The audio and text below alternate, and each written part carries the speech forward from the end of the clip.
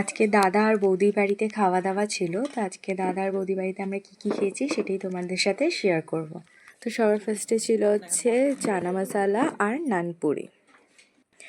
তারপরে খেয়েছিলাম হচ্ছে ফিশ পাসিন্দা।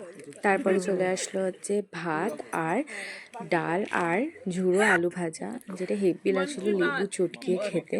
তারপরে এসেছিল হচ্ছে এঁচড় দিয়ে চিংড়ি মাছ। আর এখানে সবাইকে আমি জিজ্ঞেস করেছিলাম খাবারগুলো কেমন হয়েছিল, তো সবাই বলছিল খুব ভালো হয়েছিল। এখানে দাদা আর আমার মেজোমাসি রিভিউ দিচ্ছিল যে খাবারগুলো কেমন হয়েছিল। পরে দিয়েছিল হচ্ছে কাতলা মাছ আর দই কাতলা দিয়েছিল, আর দই কাতলার আমার পেটি মাছটা খুব ভালো লাগে খেতে।